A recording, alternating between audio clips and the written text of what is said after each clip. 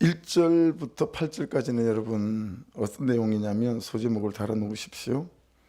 북방의 적이 바벨론이죠. 예루살렘을 포위 공격할 것에 대한 그런 내용을 시적으로 이렇게 쭉 표현해 놓은 거예요. 예. 지금 어떻게 진행이 되어 왔는지 계속 쭉 알죠, 우리가. 그죠? 예. 1절 보십시다. 베냐민 자손들아, 예루살렘 가운데로부터 피난하라. 예루살렘 가운데로부터 피난하랍니다. 원래 여러분 어떻게 돼야 되는 거죠? 이게 예루살렘으로 피난하라 이렇게 돼야 돼요. 그렇죠? 근데 예루살렘으로부터 피난하래요.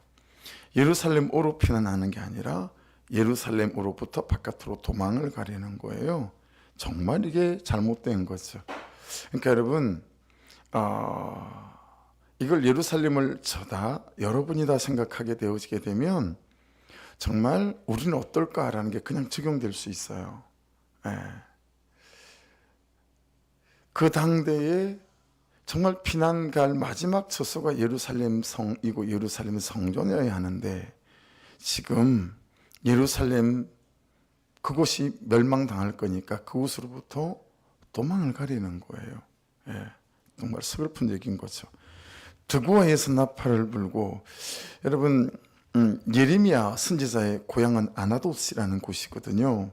근데 이게 얼마 떨어져 있지 않아요. 예루살렘에서 약간 북쪽으로 한 4마일 정도밖에 떨어지지 않은 그런 곳에 위치해 있는데 이 베냐민 자손들아라고 말씀하신 이유는 여러분 예레미야가 베냐민 지파에 예루살렘이 베냐민 지파에 속해 있었기 때문에 그래요. 예. 그래서 거기 드고아에서 나팔을 불고 돼 있잖아요. 이건 아모스 선지자 아시죠? 아모스 선지자 그 사람의 고향이에요. 이 사람의 고향도 예루살렘에서 얼마 떨어져 있지 않은 그런 지역이고 그리고 베나게렘이라고 하는 것은 이제 전쟁 같은 게 터지면 우리나라도 봉화 올리는 장소 있죠. 그건 봉화 올리는 장소로 알려져 있다고 합니다. 그러니까 적의 침략이 임박한 거죠. 그래서 막 나팔을 불면서 경고하고 막 촉구하고 그죠? 그러면서 야 준비해라. 적군이 쳐들어오니까 이제 무장하고 싸워야 된다. 그런 의미이기도 하고 또 피난 가야 된다. 그런 의미이기도 하고 그런 거죠. 그러니까 생각해 보세요. 하나님께서 맡길 사람이 되어야 되지 않겠어요? 그렇죠? 네. 우리가 자꾸 돈으로 도망을 가려고 하고 우리가 자꾸 사람에게 도망을 가려고 하고 우리가 자꾸 세상의 방식으로 도망을 가려고 한다라고 하는 거죠. 그런데 하나님은 그렇게 도망가야 될 사람, 피난 가야 될 사람들을 맡기는 사람으로 우리를 불러주셨지. 그죠? 우리가 오히려 여러분 도망을 가야 되는 사람의 삶으로 우리를 부르신 적이 없다라고 하는 처지에서 생각해 보셔야 합니다. 나는 피난을 가는 사람인가? 아니면 누군가가 나에게 피난을 오는 사람인가? 자꾸 돈으로 피난을 가려고 하는 사람인가? 아니면 하나님 그분의 은혜 아래 내가 피난을 가는 사람인가? 이런 것들도 오늘 말씀 안에서 돌아볼 수 있죠. 또는 나로 피난을 가게 만드는 원수 대적이 누구인가 무엇인가도 생각해 보셔야 됩니다. 나로 계속 피난 가게 만드는 원수 대적이 누군가? 그 원수 대적은 나의 무슨 불순종으로 시작이 된 원수 대적일까? 예. 지금 예루살렘이 결국 그 모양이 됐으니까요. 그리고 이런 처지에 있을 때 나는 나팔을 부는 사람인가? 여러분 이 나팔, 쇼파르라고 하는 것은 나팔을 부는 경우는 성경에 몇 가지가 안 됩니다. 예. 한 강아지는 여러분 우리가 출애굽기를 지나왔잖아요. 출애굽기 때 여러분 하나님의 강림이 있을 때 계속 나오는 게 뭐예요? 나팔 소리였어요. 그렇죠?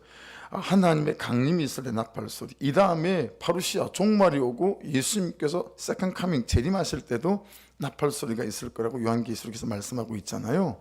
그때 하나님이 강림하실 때 나팔 소리가 있거나 아니면 경고의 나팔이거나 그 두 가지 중에 하나에 속하는 거거든요.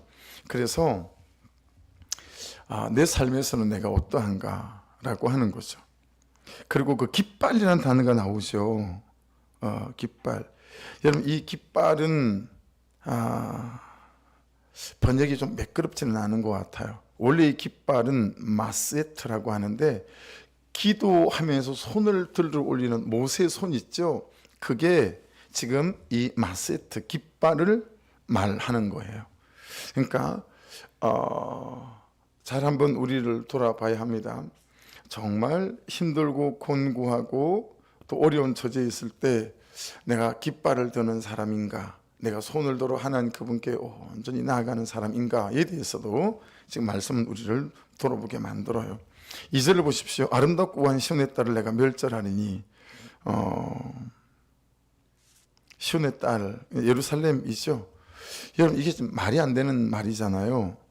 아름답고 우아한 시온의 딸과 그 다음에 멸절과, 이게 말이 안 맞잖아요. 그렇죠? 근데 이 아름답고 우아한 시온의 딸을 하나님께서 멸절하시겠다라고 하시는 거예요. 왜 그런 거죠? 이유가 뭘까요? 그래서 여러분 70인역이라고 하는 다른 번역본과 또 탈굼이라고 하는 다른 번역본에 보면 이 구절을 이렇게 번역을 했어요. 아름답고 상냥한 자여, 어떻게 해서 내 길이 더러워졌는고, 그래서 내가 멸절하겠다라고 하는 거예요. 그러니까 여러분, 내 몸이 더러워졌는 거라고 말씀하지 않고 내 길이 더러워졌는 거라고 번역이 되어져 있어요. 그러니까 여러분, 내 길이라는 게 어떤 거죠? 내 선택과 내 결정으로 내가 걷는 길, 이걸 말하는 거잖아요. 그래서 어떻게 이렇게 너의 선택과 결정은 말씀과 달리 이렇게 더러워져 있는 거니? 이것이 내가 그리고 말씀을 따라 네가 멸절될 수밖에 없는 이유다 라고 말씀하고 있는 거예요. 그러니까 여러분, 계속 말씀드리잖아요. 말씀은 메커니즘이 있어요. 기계적인 메커니즘이 있어요. 예. 여러분, 이게 사람 대 사람이면 좀 인정 좀 봐주십시오, 사정 좀 봐주십시오, 막 이럴 수 있잖아요. 근데 말씀이 갖고 있는 정확한 기계적 메커니즘이 있어요. 그래서 참 순종하는 자에게 그대로 일어나는 일들이 있고 불순종하는 자에게 그대로 일어나는 일들이 있는 거죠. 그래서 예수 그리스도가 오셔서 십자가에 달리심으로 우리가 그 은혜 속에 거하게 만들어 주신 거죠. 율법대로만 되지 않도록. 그렇긴 하지만 여기서 내 길이 더러워졌다라고 하는 것은 내 선택과 결정이니 한번 생각해 보셔야 됩니다. 최근에 내가 한 선택 중에 어떤 선택이 있고 최근에 내가 한 결정 중에 어떤 결정이 있고, 그래서 내가 어떤 길을 걸었는지, 걷고 있는지, 이 길이 말씀이 말씀하시는 길이 맞는지, 말씀이 말씀하시는 선택이 맞는지 돌아보시고, 맞지 않는다면 돌이켜야죠. 맞지 않는다면 스탑해야죠. 그렇죠? 거기에서부터 다시 하나님께서 행하시는 일들을 경험하는 은혜가 시작될 줄로 믿습니다. 여러분, 그 결정들이, 그 길이 더러워진 결정들이 어떤 결과를 가져오냐면 3절을 보십시오. 목자들이 그 양떼를 몰고 와서 주위에 자기 장막을 치고 각기가 저수에서 먹이리로다. 굉장히 유순하게 완곡하게 번역을 했습니다. 그런데 원어 성경을 보게 되면 이 3절이 되게 무서운 그런 말씀이에요. 여러분, 주위에 자기 장막을 치고 그냥 이런 거잖아요. 적군들이 쳐들어오면 밀물처럼 확 치고 들어와서 쑥대밭을 만들어 놓고 가져갈 것들 막 다 탈취해서, 그렇죠? 그래가지고 싹 챙기고, 그리고 여러분 물러가는 방식 아니겠어요? 근데 지금 주위에 장막을 치고라고 하는 것은 집을 짓는다라는 거예요. 안 가요. 쳐들어왔는데 안 가요. 그리고 집을 짓는 거예요. 그리고 거기서 눌러 앉아서 사는 거예요. 여러분, 이게 참, 여러분 이런 거 못 겪어보셨죠? 저는 우리 어머니가 빚을 져가지고 서울에서 빚쟁이가 시골에 와서 3개월씩 6개월씩 안 가고 우리 어머니가 밥을 해야 되는 걸 제가 경험해 본 적이 있어요. 근데 여러분, 이 집을 짓고 산다는 게 어떤 거죠? 사단이 들어와서 내가 한 잘못된 결정과 선택을 타고 들어와서 내 안에 집을 짓고 사는 거예요. 그래서 내 안에 원망의 집이 있어요. 잘 살펴보셔야 해요. 불평의 집이 있어요. 혈기의 집이 있어요. 집을 짓고 사는 거예요. 이게 안 가는 거예요. 내 태도와 내 마음과 내 감정 안에 집을 짓고 계속해서 자기가 주인인 것처럼 주인 노릇을 우리에게 한다라고 하는 거죠. 그래서 지금 이 구절은 여호와께로부터 이제 심판받게 될 예루살렘이 군대를 거느리고 진군해오는 목자들의 목축지로 묘사되어 있는 거예요. 예. 여러분 생각해 보세요. 유목민들은 어떻게 하죠? 장소를 옮겨가면서 양에게 소에게 풀 먹이는 거잖아요. 그럼 계속 옮겨가야 되는데 이 목동들은 어떻게 된 게 쳐들어오더니 그냥 거기서 그냥 떡하니 사는 거죠. 그걸 지금 말씀하고 있는 비유로. 그래서 이곳을 지배하게 될 거고 나를 지배하게 될 거고 그리고 자기가 데려온 군사들을 먹이게 될 거고. 그래서 여러분 여기서 은혜가 자라는 게 아니라 여기서 원망이 집을 짓고 사니까 새끼를 치고 자라는 거죠. 그래서 여러분 그런 것들을 분별하여 볼 수 있는 은혜가 있고 영적 대적과 전쟁을 치를 수 있는 그런 힘이 분별력이 있기를 주의 이름으로 축복합니다. 예. 뭐 이럴 때는 이럴 수 있어. 그럴 수 있겠죠. 그렇게 하고 지나갈 수 있으나 여러분 그런 감정의 움직임들이 보일 때 내 마음 안에 그런 것들이 있을 때마다 이것들을 처리하는 것들을 연습하고 훈련하고 그리고 싸우는 이런 것들을 해야 된다라고 하는 거죠. 남자들이 군대 훈련소 가면요, 야 이런 걸 굳이 해야 되나? 이런 생각이 드는 훈련들이 되게 많습니다. 혹한기 훈련이 그렇고 행군 훈련이 그렇고요, 가스실에 들어가는 게 그렇고요, 유격 훈련이 그렇고요.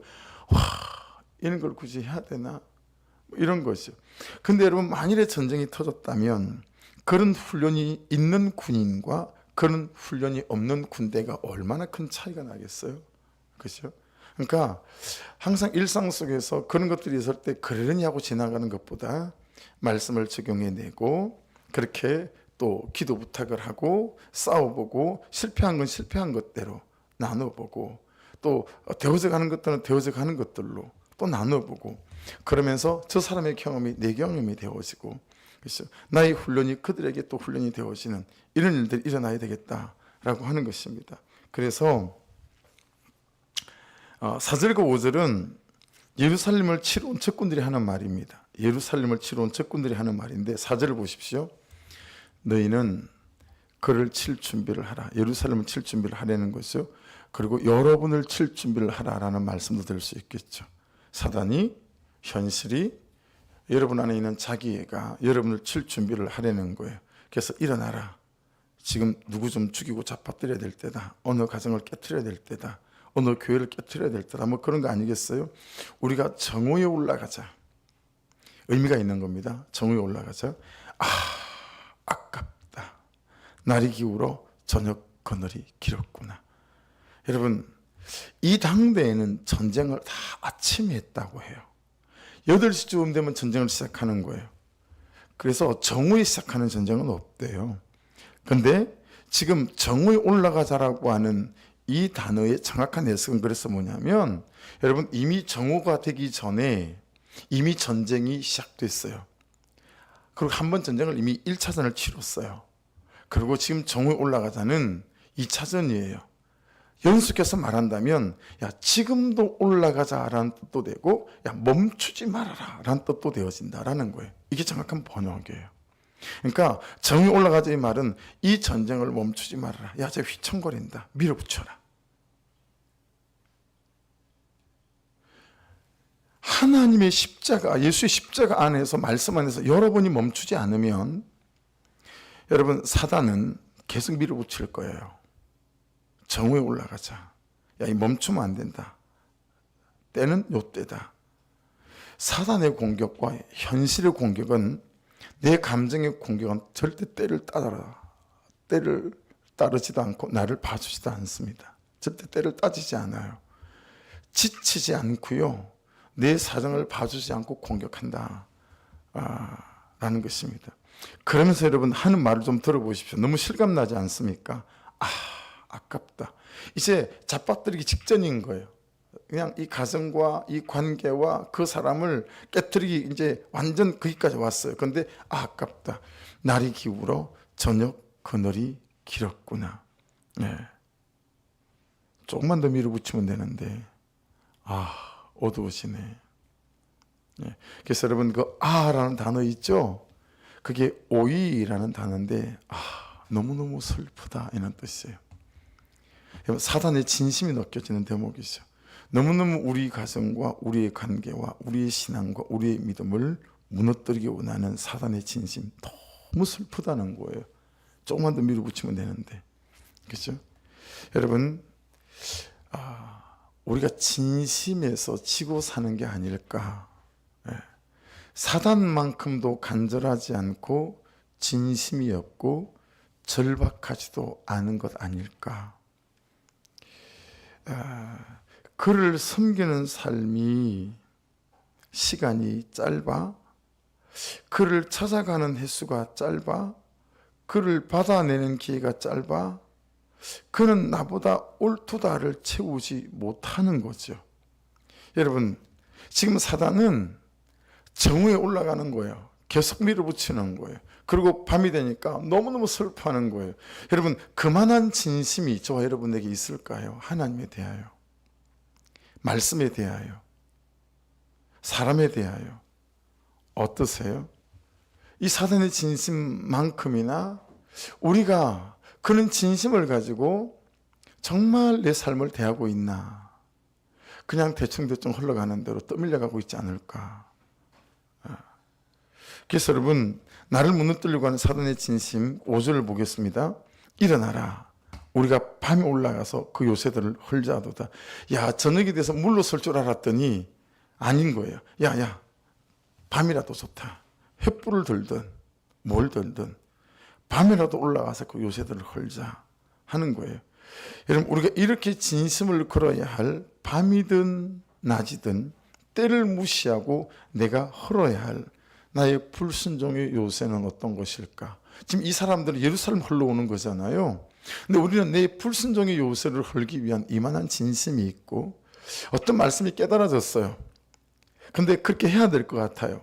근데 그렇게 하기 위한 이 나의 되어지지 않는 요새를 헐어내기 위한 이만한 진심, 아침부터 시작해서 멈추지 않고 정오에도 하고 밤이 되니까 할 수 없는 상황이 됐어요. 이제는 물러설 수밖에 없는 상황이 된 것 같아요.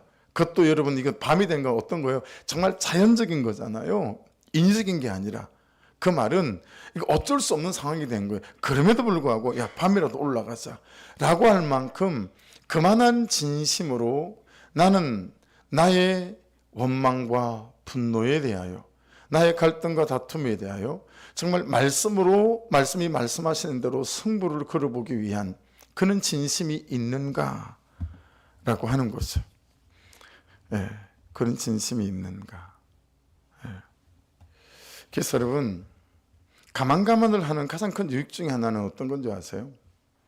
그리고 굉장히 구체적으로 객관적으로 해놓으면 그걸 안 하고 못 베겨요.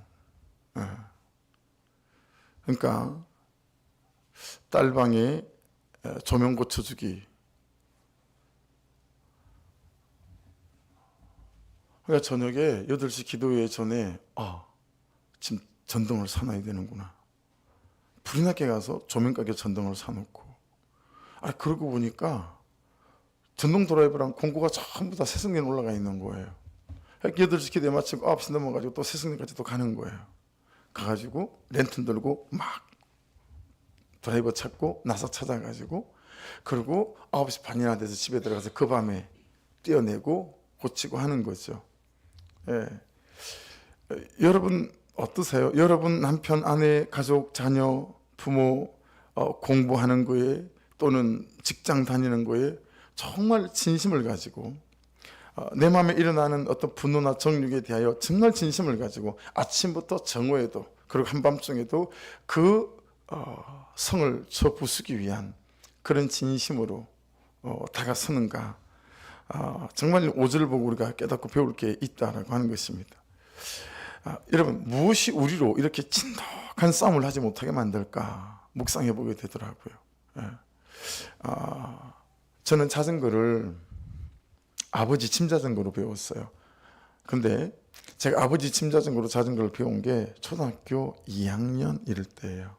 여러분 초등학교 2학년이면 얼마나 어린지 아세요? 성훈이 지금 몇 학년이지? 제가 4학년이에요. 2학년이면 얼마나 어린지 알겠죠? 그 2학년이 아버지가 타는 짐 자전거가 너무 타고 싶은 거예요. 근데 짐 자전거가 요즘은 구경도 못 하잖아요. 옛날 짐 자전거는 굉장히 커요. 그 초등학교 2학년짜리가 그걸 짐 자전거를 들면요, 그냥 엎어져요. 우리 집이 내리막길이 그 동네 셀로폰데 있어요. 대밭 사이로 길이 나 있어서. 그러면 집안에서는 못 하니까 그러면 그 2학년짜리가 3학년짜리를 어떻게 끌고 내려갔는지 모르겠어요. 그 비탈길을 그 짐 자전거를 끌고 내려가서 옆에 이제 길가에 뚝에다 대놓고 올라타서 자전거를 배워놓은 거예요. 이제 문제는 올라올 때인 거예요. 힘이 없어서 자전거를 끌고 올라올 수가 없는 거예요. 그러면 집 앞에 기다리고 있다가 누구라도 붙잡아야 돼요. 좀 밀어달라고 얘기를 해야 되는 거예요. 그리고 아버지 몰래 밀고 올라와가지고 자전거를 세팅해 놓는 거죠. 저 오토바이는 세정임 오토바이로 배웠어요. 그러니까 형님이 눈치를 알고 키를 절대 제가 아는 곳에다 두질 않아요. 근데도 그게 뭐 맨날 그렇게 할 수 있습니까? 그렇죠? 그러면 오토바이 키를 꺼내가지고 형님 없을 때, 그러니까 여러분 계기판도 제대로 볼 줄 모르고 그러니까 그 이제 오토바이를 운전을 해서 저만족하는데 기름이 똑 떨어진 거예요. 여러분 오토바이가 얼마나 무거운지 아시죠? 기름 떨어지면 그때부터는 이제 죽음입니다. 기름 떨어진 오토바이를 끌고 올라 그러면 진짜 막 큰일이에요. 자동차 운전은 벽돌 공장에 있을 때 지게차로 먼저 운전을 배웠어요. 지게차를 가지고, 지게차 운전이 되게 재밌거든요. 지게차는 앞바퀴가 조향이 아니고 뒷바퀴가 조향, 핸들대에 따라 움직이는 조향바퀴이기 때문에 그 자리에 360도를 막 다 돌고 막 안 되는 게 없어요. 그걸 이제 다 마스터하고 나니까, 지게차를 마스터하고 나니까 진짜 차를 운전해 보고 싶은 거예요. 이제 트럭으로 벽돌 블록 배달을 나가잖아요. 그 옆에 이제 보조로 따라가는 거예요. 보조로 따라가다가 이제 기사 형님이 그걸 세워놓고 뭐 저기 얘기하고 있을 때 그 운전석에 앉아가지고 1m, 2m 가보는 거예요. 가보다가 어느 날 들켰어요. 들키고 나니까 절대 시동을 켜놓지 않고 딱 키를 빼고 이제 내리는 거예요. 기사가 3분이었거든요. 벽돌 공장에. 야, 이 트럭을 운전해 보기는 만만치 않겠다. 키를 다 빼버리니까. 그래요, 여러분. 밤이 되면 사무실에 키를 다 꽂아놓은 데가 있는데 사장님 폰이 2 승용차가 있었어요. 그 승용차는 저 공장 안에다 대놓는데 그 키를 갖고 나가가지고 사장님 승용차를 이제 운전을 해보는 거예요. 그래서 지게차를 배우고 트럭을 배우고 페루다 모래 푹 미는 거 있죠. 그 차 운전을 배우고 제일 마지막에 승용차도 그렇게 저는 운전을 배웠는데 그때 제 나이가 18, 17 이때였던 것 같아요. 그게 자동차 운전까지 그렇게 배웠어요. 여러분 자동차 운전은 있잖아요. 죽을 각오가 있어야 돼요. 무슨 죽을 각오냐면 들켰을 때 기사 형님한테 맞아 죽을 각오, 들켰을 때 사장님한테 쫓겨날 일사각오가 있지 않으면 여러분 절대 할 수가 없어요. 제가 3가지를 얼핏 말씀을 드렸어요. 여러분 자전거는 힘이 없으면 저한테는 어려운 거였고 오토바이는 기름 떨어지니까 안 되더라고요. 그리고 자동차 운전을 배울 때는 야 정말 큰 마음을 먹어야 돼요. 예, 그래서 그냥 아예 처음부터 하다가 들킬 각오를 하고 하는 거예요. 예, 너무 배우고 싶으니까 들키면 내가 쫓겨날 각오를 하고 이걸 한번 해보자. 뭐 그런 각오였던 거죠. 여러분 일어나라. 우리가 밤에 올라가서 그 요새들을 헐자 하도다. 여러분 우리는 죄에 대하여 왜 이런 진심이 생기지 않고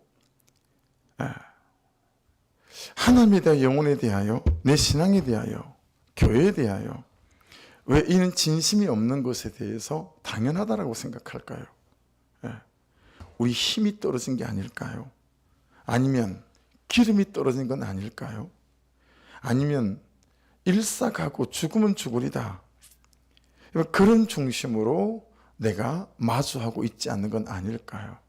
그냥 그냥 다른 것은 여러분 되는 대로 안 냅두면서 이런 것들에 대해서는 그냥 흘러가는 대로 되는 대로 애쓰지도 않고 힘을 쓰지 않더라라고 하는 거죠. 여러분 예레미야서 5장을 하면서 로마서 1장 28절로 31절을 같이 읽고 소개했던 거 기억나시죠? 그들이 마음에 하나님 두기를 싫어하며 하나님께서 그들을 상실한 마음대로 내버려 두사 합당치 못한 일을 하게 하셨으니, 그러면서 21가지가 쭉 나오잖아요. 요번에 묵상을 할 때는 21가지를 다시 하나씩 읽어 내려가는데 어디 한 군데 탁 걸렸어요. 그게 어디냐면 20번째가 무정한 자입니다. 20번째 무정한 자에 제가 탁 걸리는 거예요. 이 무정한 자는 아스타르고스라는 단어거든요. 그러니까 이 무정한 자는 여러분 그냥 천성적으로 성품적으로 사람에 대한 사랑이 좀 부족한 이런 좀 맥락을 갖고 있어요. 그러니까 일을 하는 거나 또 뭐 이런 것들은 안 그런데 그런 거에 비하여 이 사람에 대한 이해와 사랑에 대해서는, 관심에 대해서는 다소 좀 무딘, 그게 무정한 자, 이 아스타르고스거든요. 전 여러분이 무정한 자에 딱 걸립디다. 내가 무정한 자 같은데, 아이 큰일이다. 아니 다른 것도 아니고 목사가 무정하면 이거 목사 해도 되나? 여기에 턱 걸리니까 이게 그냥 조그만 생선을 먹다가 목에 걸린 게 아니라 무슨 닭뼈가 목에 걸린 것처럼, 이게 너무 저를 불편하게 만들고 이 부분이 너무 애통하게 되어지는 거예요. 그래서 그날부터 정말 간절한 기도 제목이 하나 생기기 시작한 거죠. 하나님, 이 무정한 자가 하나님을, 사람을, 영혼을 이처럼 사랑하는 자로 살아가게 도와주십시오. 요한복음 3장 16절, 하나님이 세상을 이처럼 사랑하사 독생자를 주셨으니, 하나님이 이처럼 사랑하셔서 당신의 아들을 주신 것처럼 이 기도 제목이 하나가 생겼어요. 야, 이거 계속 가슴에 품고 기도하고 또 책상 앞에 써붙여야 되겠다. 하나님, 이 무정한 자가 정말 이처럼 사랑하는 자가 되게 도와주십시오. 여러분, 말씀으로부터 기도의 제목이 생기는 데서부터 새로 시작하는 거 아니겠어요? 어떠세요?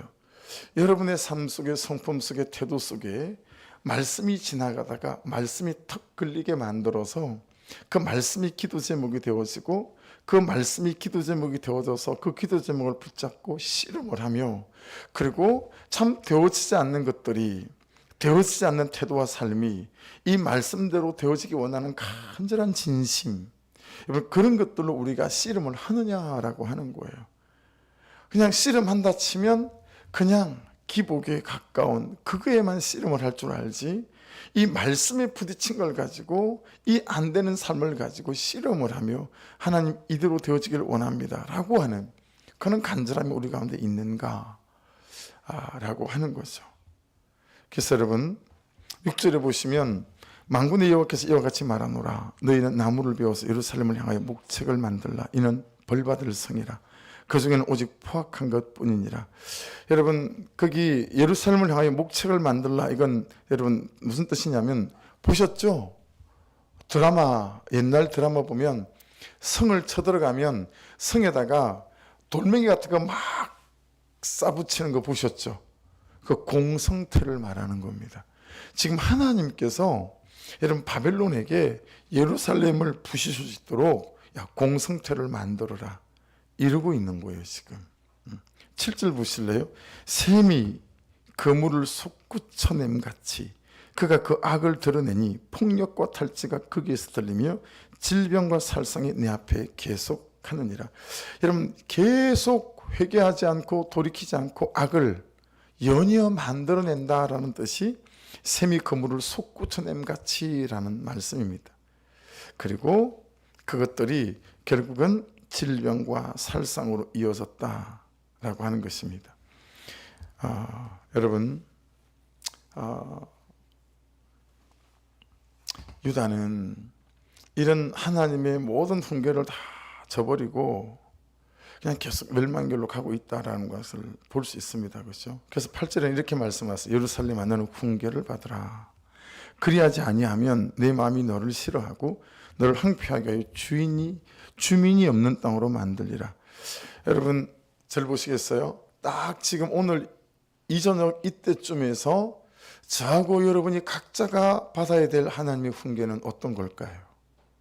여기 훈계는 야사른데 처방 아닙니다. 처방 아니고 7일을 말하는 겁니다. 처방은 예쁜 말로 고운 말로 이렇게 한번 해보세요 이거잖아요. 7일은 뭐예요? 7일은 그 처방을 했는데 처방대로 듣지 않았어요. 그래서 이제는 징계하는 거죠. 그게 7이거든. 여기 훈계를 받으라는 7일을 말하는 겁니다. 징계를 하는 거예요. 처방의 단계를 지난 겁니다.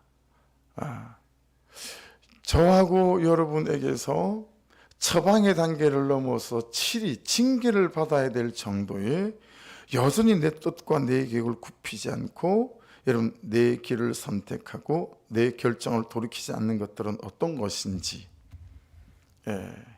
거기에 대하여 말씀은 우리를 묵상하게 만듭니다.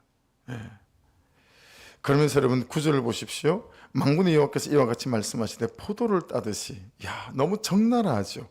포도를 따듯이 그들이 이스라엘의 남은 자를 말갛게 주우리라. 이삭죽게 해보신 적이 있으세요? 모든 과일밭, 모든 곡식은 이삭죽게를 다 거의 하거든요. 그런데 하나도 이삭을 남기지 않고 말갛게 다 줍는 거예요. 말갛게. 정말 하나님께서 얼마나 치밀하게 그렇게 간섭하실 것인지. 너는 포도 따는 자처럼 내 손을 강주리에 자주자주 놀리라 하시나니. 여러분 지금 마치 하나님께서 있잖아요. 예루살렘을 망하게 하려고 바벨론이라는 일꾼을 부르신 것 같아요. 그 일꾼한테 일당을 주면서 자 하는 거 봐서 오늘 일당이 20만 원인데 하나도 놓치지 않고 잘하면 내가 일당을 40만 원으로 줄 거예요. 그리고 공성태를 만들고 포도를 따는데 하나도 놓치지 말고 전부 다 따야 됩니다. 그럼 내가 일당을 배로 주겠습니다. 여러분 이러면서 예루살렘을 멸망 가운데 놓고 있는 것처럼 말씀은 긴박함이 있고 그리고 너무너무 빠져나갈 구멍이 없을 만큼 정말 여러분 어목함이 있는 말씀이다. 그러면서 여러분 10절을 보십시오. 내가 누구에게 말하면 누구에게 경책하여 듣게 할고 아무도 안 듣는 거예요. 보라 그 귀가 할 일을 받지 못하였으므로 듣지 못하는도다. 보라 여호와의 말씀을 그들이 자신들에게 욕으로 여기고 이를 절개하지 아니하니. 참 말씀이 하나의 말씀을 자기 자신에게 하는 욕으로 여긴다는 거예요. 어떤 식으로 욕으로 우리는 여기죠? 목사님이 한번 살아보세요. 목사님이 내 처지가 한번 돼보세요. 말씀이 무슨 말씀을 하셔도 그냥 말씀이 말씀하시는 바는 관계없어요. 그냥 나만 보이는 거죠. 그래서 말씀을 자신들에게 욕으로 여기는 거예요. 절개하지 않는 거예요. 그래서 여러분 참 누구에게 경책하여 듣게 할 건 예레미야의 탄식이죠. 아무도 듣는 사람이 없으니까. 그렇죠? 요즘 이런 말씀을 통해서 내가 가장 자주 듣는 말은 어떤 말들인가 한번 잘 생각해 보시고 내가 가장 듣기 싫은 말은 무엇인지 또 한번 생각해 보시고 묵상하고 적용해 보시고 반대로 내가 가장 듣고 싶은 말, 사람이 해주면 좋아하는 말, 그런 말은 무슨 말인지 그것도 한번 생각해 보셔야 될 것 같아요. 11절 보십시오. 그러므로 여호와의 분노가 내게 가득하여 참기 어렵도다. 그것을 그리는 아이들과 모인 청년들에게 부리니 남편과 아내와 나이 든 사람들에게 다 잡히리로다. 여러분 저는 이렇게 이 말씀을 적용해 봤어요. 나는 내 마음에 나의 분노 말고 나를 향하신 여호와의 분노를 담아본 적이 있는가? 우리는 항상 다른 사람에 대하여 분노를 담잖아요. 전 이 말씀이 그냥 적용이 되어졌던 게 오늘 좀 비가 구질구질 오는데도 좀 마무리를 해야 될 게 있어. 결국 비가 많이 와서 이제 마무리를 못하고 한 2시쯤에 내려왔는데요. 지금 이제 그 정원에 이제 데크할 그 밑에 각 파이프 작업을 하고 있는데 아직 좀 남았어요. 근데 뭐 트럭이 한 대 쑥 오는데 탁 내리는 상황을 보니까 알겠어요. 우리 이제 현관 예배당 현관 입구에 있는 그 폴딩문, 또 저쪽 예배동에 있는 제 방에 폴딩문 하신 분인데 정말 애를 먹었어요. 우리 옥상에 일을 시켜보니까 일을 참 되게 못하더라고요. 근데 예배동에 그 폴딩문을 하고 하려니까 너무 비싸게 부르는 거예요, 다. 그분이 제일 싸게 하시겠다 싶어서 이제 그분에게 부탁을 했어요. 굉장히 싸게 부르더라고요. 우리한테는 굉장히 비싸지만 다른 사람들에 대비해서는. 근데 전화를 3일, 4일, 5일 해도 전화를 한 번도 안 받아요. 그 일을 해야 되는데 지금. 그러면 자기 오고 싶을 때 와요. 오고 싶을 때 와가지고 찔끔하고 가요. 일을 꼭 마무리를 안 하고 어중간하게 하고 가요. 그래서 그 우리 새가족실 예배동에 있는 거기 보면 거의 다 원목으로 제가 감싸놨어요. 왜 그랬냐면 일을 너무 희한하게 해가지고 유리를 끼워놨는데 유리가 이쪽 벽이랑 이만큼씩 떠요. 그리고 위에를 나사 하나 박아가지고 언제 자빠질지 모를 정도 그래놓고 또 며칠 안 오는 거예요. 그 어쩔 수 없이 그걸 그냥 제가 원목으로 다 쌌어요. 문제가 없게끔 싸서 실리콘을 칠 수 있도록 다. 그 사람이 일을 하고 가면 내가 하루 동안 뒷담도를 해야 돼. 그래 그 사람 일이 마무리가 되는 거예요. 돈을 다 줬어요. 그 사람들 간 동만 해도 5, 600이 됐죠. 70만 원이 남았는데 100만 원이 남았는데 자기도 너무 미안했던지 이제 추석 앞이니까 목사님 제가 100만 원 다 못 받겠고 70만 원만 주십시오. 그래서 제가 정확하게 얘기했어요. 돈이 없으니까 추석 세고 봅시다. 그랬는데 아침 오전 한 3번, 오후에 한 3번 계속 추석 세고 보자니까 오늘은 그분이 찾아온 거예요. 찾아와가지고 목사님 왜 전화를 안 받으십니까? 그 중간 복도에서 일을 하고 전화기는 저쪽에 나오니까 막 쇠를 자르는 게 톱이니까 전화 소리가 잘 안 들려요. 못 받았다고. 목사님 제가 너무 급해서 그러니까 돈을 좀 주셔야 되겠다고. 그래서 화가 나는 거예요. 근데 또 목사가 화를 못 내잖아요. 그분도 문산에서 교회를 다니신 분이거든요. 추석 세고 봅시다. 뭐 좋은 말로 하다가 결국 이렇게 챙겨가지고 30만 원만 일단 조금만 보낼게요. 그러면 조금이라도 보내달라고 그랬으니 그렇게 이제 보냈어요. 저는 이 말씀을 저녁에 묵상하다가 그냥 그 장면이 생각이 났어요. 나는 내 마음에 내 분노 말고 여호와의 분노를 담아본 적이 있는가? 이런 거예요. 여호와의 분노는 골리앗 앞에 섰던 다윗, 여호와의 분노죠. 여러분, 나를 향한 여호와의 분노를 여러분 스스로 담아본 적이 있으세요? 나는 왜 이렇게 사랑이 안 될까? 아니 분명 이게 옳은 줄 알겠는데 왜 나라는 사람은 이 말씀대로 선택하지 않고 내가 좋은 대로 선택을 하는 거지? 여러분, 나를 향한 여호와의 분노를 내 마음속에 담아본 적이 있으세요? 이게 안 되는 거예요. 맨날 우리가 마음에 담는 분노는 그를 향한 분노밖에 안 담아요. 그죠? 그를 향한 분노만 내게 담아요. 나를 향한 여호와의 분노, 그를 향한 여호와의 분노를 내게 담지 않는 거죠. 여러분, 그를 향한 여호와의 분노는 어떤 거겠어요? 너무 그가 안타까운 거죠. 그래서 혈기로 감정으로 그에게 말하는 게 아니라 여호와의 분노를 담고 진짜 이러시면 안 돼요. 이건 사람이 알아요, 몰라요? 다 압니다. 목사님이 여호와의 분노를 가지고 말하는 건지 목사님이 감정을 담아 말하는 건지 여러분 다 캐치하지 않으시나요? 여러분, 누구 한 사람을 살리기 위해서 여호와의 분노로 그렇게 그 사람에게 가서 그렇게 진심을 담아 그 사람을 건면해 본 적이 있냐 이 말이에요. 2번 하다가 안 되면 그냥 진생이지 뭐 라고 물러서는. 그래서 아까 그게 제 기도 제목이 됐지만 하나님, 우리 교회 목자들이 정말 무정한 자가 되지 아니하고 이처럼 사랑하는 이 사랑을 가지게 한 사람 한 사람 저와 같이 사랑을 가지게 도와주셔서 어떤 일에서도 영혼을 놓치는 법이 없도록 도와주십시오. 목자들을 위해서 같이 기도하게 되어지더라고요. 여러분 안에 여호와의 분노가 있을 수 있기를 주의 이름으로 축복합니다. 그 여호와의 분노가 참 우리를 살리고 그를 살리고 세워가는 은혜가 있게 될 것 같아요.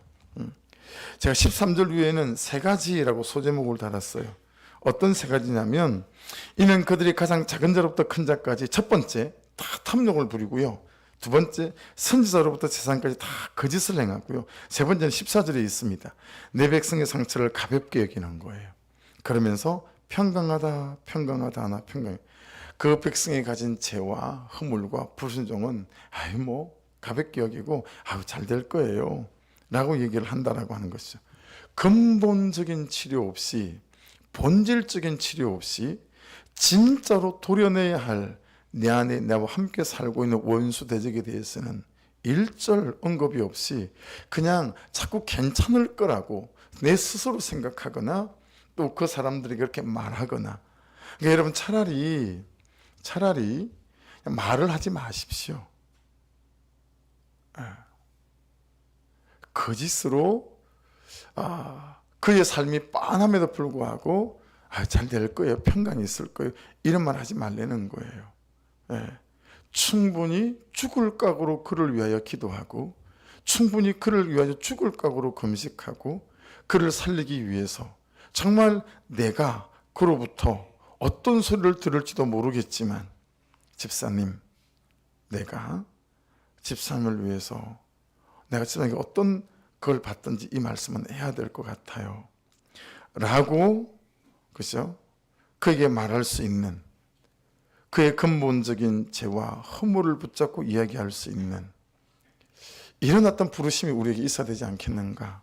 내 삶에 일어나는 현상만 붙잡고 울고불고 해봐야 아무 소용이 없고요, 내 안에 있는 나의 근본적인 완고함과 견해와 내 삶을 처리하는 방식, 이 죄들을 여러분 우리가 하나님께 가져가야 되겠다. 그래서 거기 밑줄 한번 쳐보십시오. 14절에 가볍게 여기면서, 동글뱅이나 밑줄 한번 쳐보십시오. 가볍게 여기면서, 칼날이란 단어입니다. 하찮게 여기다, 시시하게 여기다, 보잘것없다는 식으로. 괜찮아요. 하나님이 짜지 않아요. 하나님이 그렇게 소인배가 아니에요 라고 말하면서 여러분 얼버무리고 그냥 그때를 지나가려고 하는 태도가 저에게 있어요. 또 여러분에게 있죠. 그러지 말라는 거예요. 아무것도 아닌 게 아닌데 아무것도 아닌 것으로 여기다. 그게 가볍게 여기면서 칼날의 뜻입니다. 여러분의 결정과 태도가 아무것도 아닌 게 아니에요. 그런데 아무것도 아닌 것처럼 그렇게 여기고 우리가 지나간다라고 하는 것입니다. 목록을 붙여볼게요. 내가 하는 말 아무것도 아닌 게 아니에요. 나의 태도, 나의 생활 태도, 나의 습관, 나의 삶의 방식, 말하는 방식, 감정을 처리하는 방식, 이게 아무것도 아닌 게 아니에요. 그죠? 근데 그게 아무것도 아닌 것으로 여기는 거죠. 여러분, 이제 옛날 같으면 아침에 새벽에 제가 5시 되면 딱 씻거든요. 그래서 들어갔는데 세면기가 막 지저분하잖아요. 그러면 그냥은 못 나오니까 뭐에다 이렇게 막 비늘 묻히는 재 가지고 막 세면기를 닦아요. 그러면 여지 없어요. 아침에 아이들을 볼 때마다 야, 니네들은 그 세면기가 지저분 한번 닦아서 써, 이렇게 말하는 게 대부분이었죠. 근데 큐티 목회를 큐티를 하고 난 뒤부터는 말하지 않습니다. 일절 말하지 않죠. 하지만 정말 진중하게 기회가 되어질 때 이건 이렇게 했으면 좋겠어 라고 말할 때, 여러분 제 감정과 저를 위해서 말하는 게 아니에요. 이 다음에 우리 아이가 자라서 어느 집에 며느리가 됐는데, 이 다음에 우리 아들이 장가가서 아내와 함께 사는데, 아내와 살면서도 이렇게 살아서는 우리 아들이 사랑받을 수 없겠다, 우리 딸이 사랑받을 수 없겠다. 100% 내 딸과 내 아들을 위한 아버지의 진심 어린 충고인 거죠. 단 1%도 내 사심과 내 감정에 섞여 있지 않는 거죠. 그렇게 아무것도 아닌 게 아닌데 그냥 아들을 사랑하고 딸을 사랑하기 때문에 그걸 그냥 지나갈 수 없더라는 거예요. 정말 때를 골라서 어느 때에 그렇게 그 아이가 사랑받을 수 있는 아이로 자라기 위해서 말을 해줘야 되겠다, 이런 거죠. 근데 이런 것들은 사소한 거란 말이에요. 여러분, 하나님에 대하여, 그리고 하나님이 주시는 우리의 삶의 자리와 역할에 대하여 맡기신 게 있잖아요. 정말 아무것도 아닌 게 아닌데 우리가 너무 쉽게 대충 생각하고 그냥 아무렇지도 않게 그냥 지나가는 것들이 너무 많다라고 하는 거예요. 거기도 목록을 한번 말씀드려 볼까요? 예배. 너무 쉽게 생각해요. 아무것도 아닌 게 아닌데 아무것도 아닌 것처럼 생각하죠. 기도하는 삶. 아무것도 아닌 게 아닌데 아무것도 아닌 것처럼 생각하죠. 예. 그래서 한 3-4번 꼭 참았던 것 중에 하나 어떤 거냐면, 결혼한 애기 엄마들한테 왜 새벽 예배를 못하지? 왜 기도를 못할까? 정말 한 2-3번 말하고 싶었던 걸 꼭 참았던 적이 있어요. 예. 맨날 제 생각만 하는 거죠. 그들의 처조 형편을 생각하지 않고. 예. 근데 여러분, 11조 아무것도 아닌 게 아니거든요.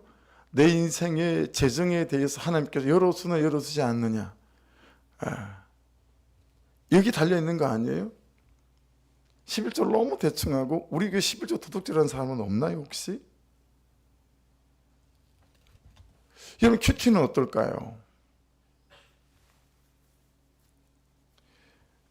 삶에 대한 방식도 마찬가지예요. 아무것도 아닌 게 아닌데 너무 아무것도 아닌 것처럼 대충 넘어가는 거예요. 내 백성의 상처를 가볍게 여기면서 말하기를 평강하다 평강하다 하니 평강 없을 거다. 말씀이 이렇게 말씀하시는 거예요. 마지막 9절입니다. 15절. 그들이 가증한 일을 행할 때 부끄러워하였나냐? 아니라 조금도 부끄러워하지 않을 뿐더러 얼굴이 붉어지지 않았느니라. 그러므로 그들이 엎드러지는 자와 함께 엎드러질 것이라. 내가 그들을 벌하리니 그때 그들이 거꾸로지라. 여호와의 말씀이니라. 여러분, 저기 2절에 가보시겠어요? 2절에 가보시면 멸절하리니 동그라미 한번 쳐보십시오. 멸절하리니. 6절로 가보세요. 6절로 가시면 중간쯤에 벌받을 성이라. 그게 동그라미 쳐보시고요.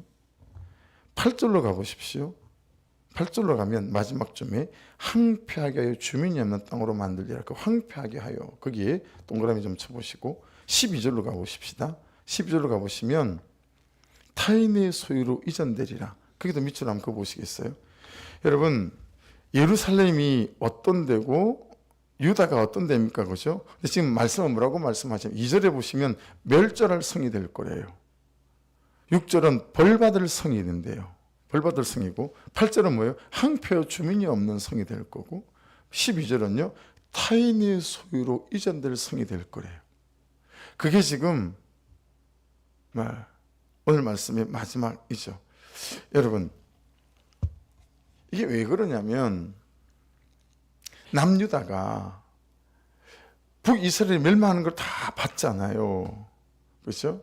다 봤어요. 근데 돌이키지 않는 거예요. 지금 15절 말씀을 보면 완전 영적인 문둥병이 걸린 거잖아요. 여러분, 그냥 계속해서 계속 내 길을 걸으면 그게 일상이 되고 그게 그냥 상식이 되어지는 것 같아요. 여러분, 남유다가 이러는 이유 정말 궁금하지 않으세요? 왜 그랬을까요? 왜 그랬냐면, 이게 이제 오늘 말씀의 제일 중요한 부분인 것 같은데, 북이스라엘이 그렇게 처참하게 당하고 사라지는 것을 봤는데도 남유다는 도대체 믿는 구석이 뭐가 있었길래 이랬던 것일까? 예루살렘 성전 때문에 그랬습니다. 우리는 예루살렘 성전이 있으니까, 북이스라엘은 그게 없었잖아요.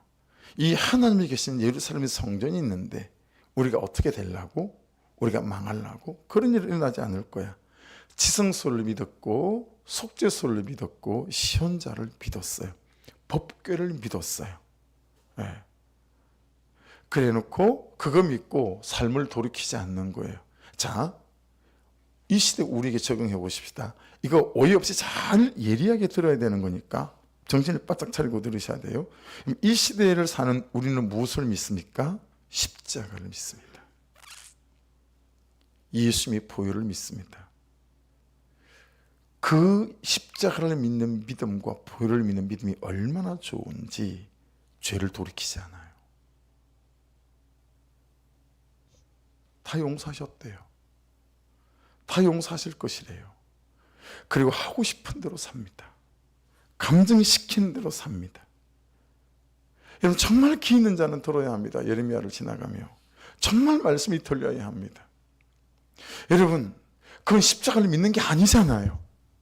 그건 예수의 보혈을 믿는 게 아니잖아요. 그렇죠? 그런데 우리가 그렇게 십자가를 오용하고 보혈을 오용해서 그 십자가를 믿는 그 믿음은 그 믿음이 아닌데, 여러분, 그게 믿음인 것처럼 하며 내 마음대로 내 뜻대로 살면서 십자가가 있으니, 다 용서받았으니, 그러며 내 방식대로 사는 건 이 시대 남유다가 예루살렘의 성전을 의지하고 끊임없이 선지자를 통하여 하나님의 메시지가 선포됨에도 불구하고 그들을 돌이키지 않는 것과 똑같다라고 하는 거예요. 그리고는 이런 멸망 가운데 그들이 설 수밖에 없게 되어졌다라고 하는 것이니, 여러분, 십자가와 보혈을 오용하지 않고 그 십자가의 은혜와 사랑과 용서와 보혈이 오늘 우리에게 그 은혜로 말미암아 내 삶을 하나님 그분의 말씀대로 살아가는 일에 여러분 쓰임 받는 그런 저와 여러분 될 수 있기를 주의 이름으로 축복합니다. 그래야 여러분과 제 삶에 십자가의 권세한 능력들이 드러나서 하나님이 일하시는 놀라운 인생이 되어질 줄 믿습니다. 기도하겠습니다.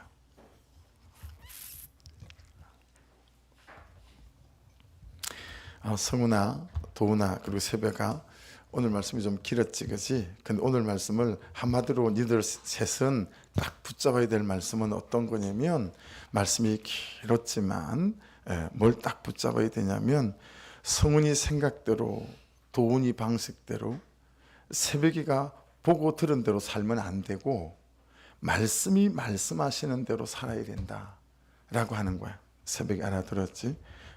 말씀이 말씀하시는 게 뭔가를 보고 그 말씀이 말씀하시는 대로 자꾸 나를 바꾸고 나를 내려놓고 그렇게 살게 되면 하나님이 새벽을 들어 쓰실 것이고 하나님이 도훈이와 성훈이를 들어 쓰실 것이다 라는 말씀이니까 세 사람은 그 말씀을 잘 붙들고 기도했으면 좋겠고, 저와 여러분은 오늘 말씀 특별히 마지막 부분을 붙잡고 기도했으면 좋겠어요. 십자가와 이 보혈을 남유다 백성이 우리 예루살렘에 성전이 있는데 뭐 괜찮아, 우리 안 망할 거야 라고 자기 마음대로 하고 싶은 대로 살다가 이 엄청난 하나님의 징계 앞에 머문 것처럼 하나님, 우리가 십자가를 그리 쓰지 않고 은혜를 그리 쓰지 않고 보혈을 그리 쓰지 않도록 은혜를 부어주셔서 하나님 참으로 죄를 씻어내고 정결케 되어지고 또 엎어지고 자빠질 때마다 하나님 또 제가 약하여 연약하여 엎어졌습니다. 용납하여 주옵소서. 그런 중심과 진심 있는 회개와 자복으로 하나님이 십자가와 보혈을 쓰고 거기서 다시 일어나는 아버지 그런 인생으로 세워져 갈 수 있도록 역사하여 주시옵소서. 기도하기를 원하고, 하나님 명절을 지나갈 것입니다. 이때 가운데 우리 가정 속에 나의 심령과 우리 가족들 가운데 은혜를 베풀어 주셔서 그리스도 안에서 화평하게 하시고 그리스도 안에서 그를 돌아보고 아버지 그리스도 안에서 그는 나보다 옳도다를 외칠 수 있는 명절 되게 하여 주셔서 아버지 예수 그리스도 안에서 참으로 은혜가 넘치는 아버지 명절 될 수 있도록 인도하여 주옵소서. 우리 주여 한번 부르고 먼저 기도하고 또 두 가지 제목으로 기도하겠습니다. 우리 주여 한번 부르고 기도드리겠습니다. 주여 아버지 감사합니다. 남유다가 아버지 다 보고 그럼에도 불구하고 그들의 삶을 돌이키지 않았던 이유는 예루살렘 성전 때문이었습니다. 우리는 성전이 있으니 지성소가 있으니 법궤가 있으니 우리는 속죄수가 있고 시언자가 있으니 우리는 괜찮다라고 말했던 아버지 그들의 만용이 그 성전을 오용함이 결국은 돌이키지 않는 그들의 삶을 통하여 하나님의 징계 앞에 머물 수밖에 없었던 것처럼 아버지 우리가 십자가를 그리 쓰지 아니하고 은혜를 그리 쓰지 아니하고 예수의 보혈을 그리 쓰지 아니하도록 아버지 은혜를 베풀어 주시옵소서.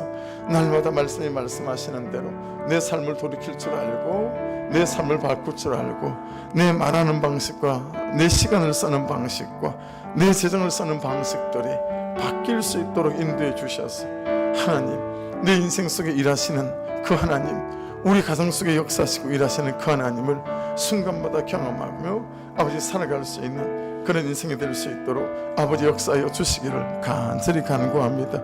하나님 도와주시옵소서. 아멘. 은혜를 회복시켜 주시고 아버지 감사하는 마음을 회복시켜 주시고 아버지 사랑하고 감격할 수 있는 마음을 회복시켜 주셔서 아버지 생각 우리의 마음이 부드러워지게 하시고 따뜻해지게 하시고 아버지 넓어지게 하시고 깊어지게 하여 주셔서 참으로 주신 사람들을 사랑하는 일과 아버지 아멘 영혼들을 아버지 사랑하는 일이 우리가 아버지 그하고 머물 수 있는 아버지 한 사람 한 사람 될 수 있도록 아버지 은혜를 부어주시기를 간절히 간구합니다. 아버지 인도하여 주시옵소서. 성령의 크고 놀라우신 권사 능력으로 우리를 흔들어 깨워주시고 아버지 말씀에 사로잡힌 인생들이 되게 하여 주옵소서. 한 번 더 기도하겠습니다. 이 기도하고 그 다음 기도 제목으로 자 이렇게 기도하십시다. 기도할 때 하나님 힘이 없습니다. 그리고 하나님 기름이 떨어졌습니다. 그리고 하나님 제게 진심이 정말 일사가구의 진심이 없습니다. 그래서 사랑하는 일이 용납하는 일이 잘 되어지지 않습니다 라고 고백하며 정말 하나님 무정한 자로의 삶이 끝이 나게 하시고 이처럼 사랑하는 내 아내를, 내 남편을, 내 자녀들을, 부모님을, 주신 사람들을 정말 이처럼 사랑할 수 있는 무정한 자가 아니라 그 십자가의 사랑이 있는 자로 아버지 세워주시고 이 일을 위하여 정말 진심이 있도록 그런 사람, 그런 심령이 될 수 있도록 힘을 주시고 아버지 하나님 성령의 기름을 부어주시고 정말 중심으로 주 앞에 나아가는 그런 은혜 때가 될 수 있도록 역사해 주옵소서. 우리 주여 한번 부르고 같이 기도드리겠습니다. 주여 아버지 감사합니다. 내가 무정한 자임을 아버지 말씀이 아버지 걸리게 하시고 또 멈춰 서게 하셨사오니 이제 이 무정한 자가 이처럼 사랑하는 자로 세워지도록 아버지 우리 교회 모든 남편들이 우리 교회 모든 아내들이 우리 모든 교회 부모들이 우리 교회 모든 자녀들이 정말 이 무정한 자들이 이처럼 사랑하는 자가 될 수 있도록 도와주셔서 아버지 그런 힘을 공급해 주소서. 그런 성령의 기름 부으심을 공급해 주시고 아버지 그런 정말 일사가구의 진심을 허락하여 주셔서 물러서지 아니하고 아버지 마음을 다하고 뜻을 다하고 하나님을 사랑하고 아버지 그 영혼을 사랑하는 일에 우리가 나아가는 한 사람 한 사람 될 수 있도록 아버지 역사하여 주시길 간절히 간구합니다. 아버지 더 이상 아버지 하나님 십자가를 핑계로 보혈을 핑계로 아버지 이 죄와 더불어 살아가는 일에 아버지 마땅한 것처럼 살아가지 않는 아버지 은혜가 있도록 역사하여 주시기를 간절히 간구합니다. 하나님의 그 크시고 선하시고 놀라우신 은혜와 아버지 능력과 아버지 도우심 가운데 우리가 머물고 갈 수 있도록 인도하여 주시옵소서. 아멘 아멘. 아버지 할렐루야. 율리케스 켤레케스 율리케스 켤레케스 아버지 도우소서. 아멘. 아버지 은혜밖에 없고 하나님의 사랑밖에 없습니다. 아버지 하나님 도와주소서. 아버지 말씀에 눌리고 율법에 눌리지 아니하고 아버지 성령의 거룩한 권세 앞에 아버지 말씀을 따라 되어지고 살아가는 삶이 될 수 있도록 아버지 인도해 주시기를 간절히 간구합니다. 아멘 아멘. 아버지 도와주소서. 말씀하시고 역사하시고 성령의 크고 놀라우신 권세 능력과 아버지 인도하심으로 간섭하여 주시옵소서. 아버지 아멘 아멘.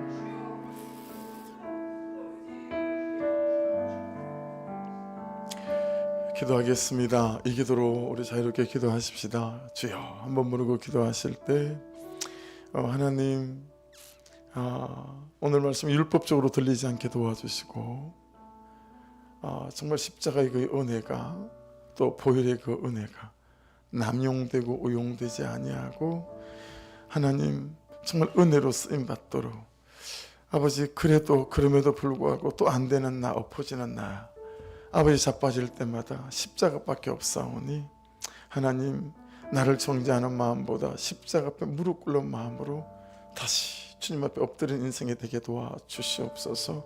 그렇게 또 기도하기를 원하고 아버지 하나님 우리 교회가 정말 말씀대로 말씀을 따라 사는 한 사람 한 사람 되게 도와주시고 아버지 하나님 주의 성령이 역사하시는 교회 정말 주님이 주인이신 교회 말씀이 주인이신 교회 될 수 있도록 인도하여 주옵소서. 그렇게 기도하기를 원하고 여러분 하나님은 살아계시고 하나님 이 밤에도 우리 가운데 함께 하시는 분이신 줄로 믿습니다. 우리가 가지고 오는 삶의 염려와 문제들을 좀 고백하며 그분께 올려드리고 아버지 불쌍히 여기시고 긍휼히 여겨주시고 이 시간 회개의 영을 주시고 기도의 영을 주시고 통회와 자복의 영을 주시고 감사와 감격의 영을 회복시켜 주셔서 이 밤에도 깊은 기도의 지성소 은혜의 지성소에서 나를 치유하시고 나를 채우시는 하나님으로 충만케 하여 주옵소서. 기도하고 우리 돌아가겠습니다. 우리 주여 한번 부르고 같이 기도 시작합니다. 주여